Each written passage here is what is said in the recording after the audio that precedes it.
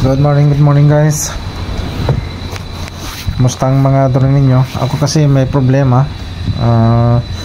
Yung nagkaroon ng gimbal stock. So, kalimutan ko kasi tanggalin yung kanyang gimbal cover protector, no?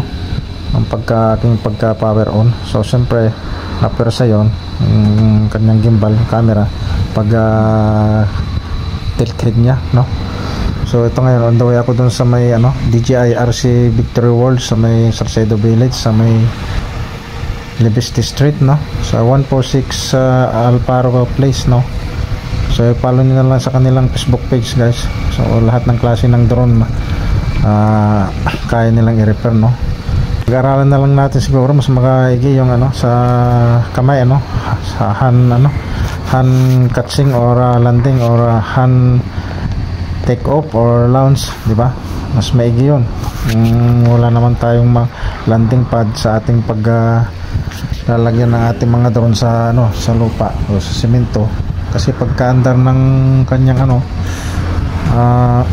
motor or kanyang propeller, siyempre malikabok yun at saka malilit na buhangin, may posibilidad na pasukan yun mga motor ng ating drone at saka yung kanyang camera.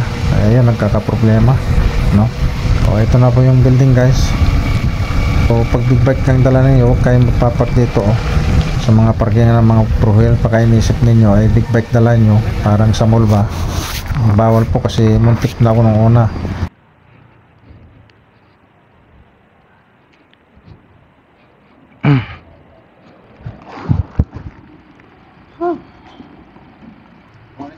Sa DJI.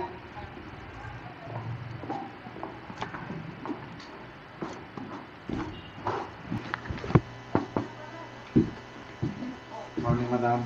Hey, Sir TJ. Oh, nausap ko na kanina. Yeah. Sir TJ. Mga patikanong nagagawa. Kasi normal, dapat, diba, pag power on natin yan, yan, bumog siya. Pero dapat after that, pag kahit gawin lang natin ng konti yung gimbal, kailangan bumabalik siya. Nagre-resenta na parang ganyan. Sa case mo kasi, sir, pag ginalaw natin, wala ng power. Dapat, kahit gawin mo siya ng konti, dapat babalik yan ng ganyan. Yan. So possible, baka sira yung ribbon mo. Yun yung number 1 suspect natin. Yan. So silipin ko lang muna, sir. Upo ka muna, sir. Okay. Yan. Ayun. Yan, successful na. And, controllable na rin yung mo. Ayun.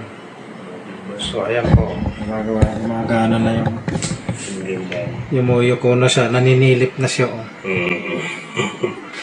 Tumitingala na siya. Ay, goods na to, sir. Goods na. Ano mo sila, sir, dito magpagawa pagkano? Ayan, so sa mga drones ninyo na akala nyo patapon na, dalhin nyo dito. Let's do some magic.